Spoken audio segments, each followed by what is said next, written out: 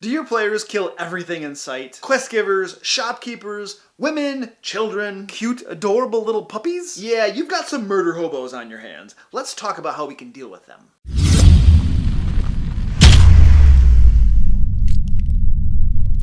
Hey, Luke Hart here. Today we're going to be talking about a long venerated tradition in Dungeons & Dragons, murder hoboing. And just in case you're new to my channel, I've been a Dungeon Master since high school, and I create weekly D&D videos with information and resources to help Dungeon Masters run awesome games. Alright, this is what we're going to do in this video. First, I'm going to explain to you the real reason that murder hobos exist, and then we're going to discuss things you can do about it. But first, I want to put a disclaimer out here. If you as a Dungeon Master are okay with running a murder hobo campaign, then there's nothing wrong with that. Some groups thrive on chaos and have lots of fun with it. This entire video and the advice that I'll be giving acts on the presumption that you don't want to run a game like that. Oh, and as always, remember to stay tuned to the end of the video for a special DM bonus tip. Now, just in case you aren't familiar with the much acclaimed, long venerated, and insidiously infamous murder hobo, I've hired some of YouTube's most famous actors to explain it to us. Yeah, the shopkeeper isn't going to lower his prices anymore. He tells you that his offer is more than fair. Alright, fine.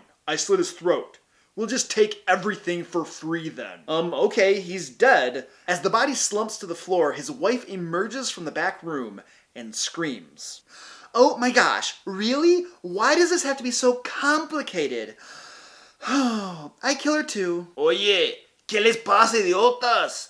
No pueden andar matando a todos. Lo más probable es que tengan hijos también. ¿Quién les va a cuidar? Oh, hey, you know what? I bet they got brats upstairs too. Wow, like so inconsiderate. Okay, fine, let's go get this over with then. Este ridículo. Ustedes son la clase de gente más fea que nunca he conocido. Ya voy para la policía.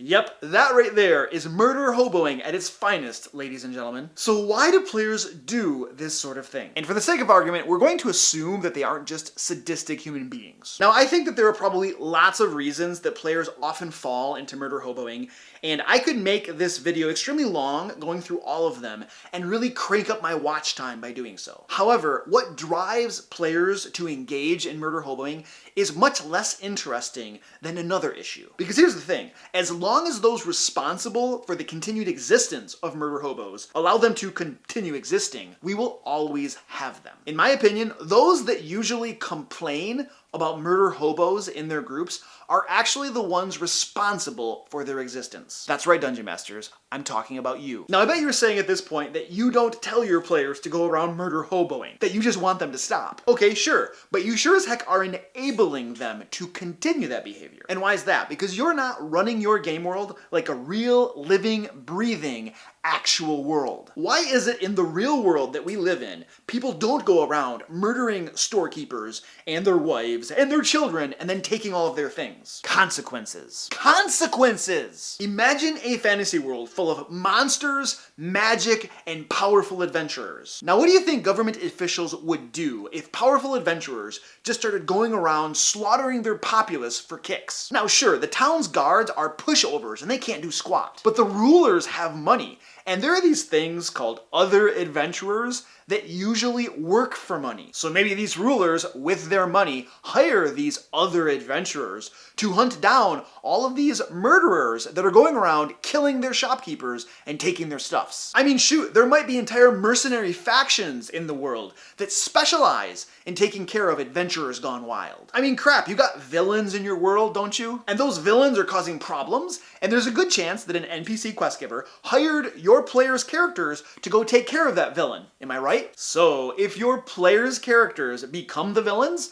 then you just switch everything around and things play themselves out naturally. Priests pray to their deities for aid, and angelic ambassadors of divine justice arrive before the PCs. Merchants refuse to do business with them and alert the town guards on site. Possibilities for consequences are limited only by your own imagination. And here's my point. In a world full of wondrous magic and powerful people, you as the Dungeon Master have all of the tools at your disposal to deal with murder hobos. It's really just a question of whether you're willing to do it or not. How much do you really want your players to stop murder hoboing? But here's the thing, and this is super important. point. If you have been allowing your players to go around up until this point, murder hoboing at will, without any consequences, and now you've decided that you want to start role-playing your world like a real actual world, you can't just start doing it out of the blue, or your players will be pissed. By allowing your players to go around murdering anybody without consequences, you have basically established an unspoken framework of rules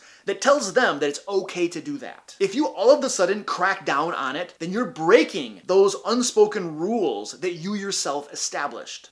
And your players probably won't like that. What you need to do is take some time, probably at the beginning of your next session, and talk to them about this. First, tell them that you don't want to continue running a murder hobo style of game. Ask them to stop killing NPCs without reason or regard. This is the very, very first step. You need to make it clear to your players the sort of game that you want to run. Now, this is the sort of thing that should have been handled at a session 0, but since that ship has already sailed, do it at your next session. Second, come clean and tell them that you haven't been role-playing the world properly. Explain to them some of the things that are likely to happen when adventurers in your world go around killing people at random. And it's important here that you claim most or part of the responsibility for the things that have been happening up until this point. And not only because it's true, but also because it's going to help make the transition more palatable for your players. And what you're doing here with these two things is you're resetting game expectations. You're making it very clear to them that 1, a certain behavior is not desired at the game table, and 2, if they engage in it, this is what will happen. And then, once you've established that there will be consequences for murder hoboing, you have to stick to your guns. Your players will probably test you. Did Luke really mean that? Is he really gonna send hit squads after us? And you can't back down.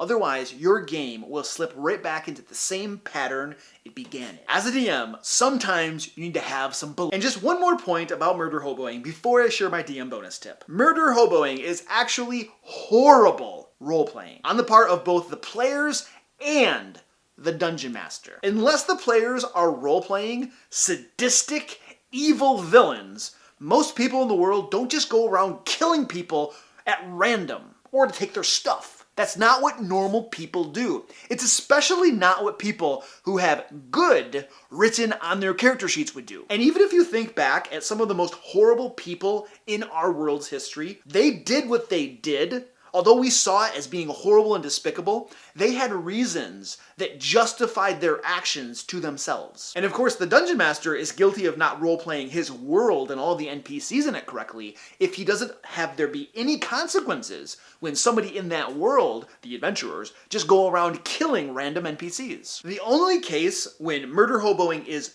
good role-playing is when the characters are playing the evil villains in the game, and the Dungeon Master is having his world react accordingly. But then, of course, we're talking about an evil campaign, and that is a different beast entirely. By the way, are you interested in free D&D adventures that you can run at your table, or free DM resources? If so, check out my website, thedmlayer.com, link down below. All right, time for the DM bonus tip. As much as possible, try to head off murder hoboing as soon as you see it start. If a player wants to kill a shopkeeper, pause the game for a second, let him know that it is against the law, and also tell him what the possible consequences would be. Let him know that the region has a history for not tolerating adventurers gone wild, and that the local authorities are known for hiring powerful adventuring parties to hunt down adventurers that go around killing NPCs. Making your players aware of the consequences before they start killing things is sometimes enough to avoid going down that long, dark road. By the way, if you're looking for quick DM tips to help improve your game,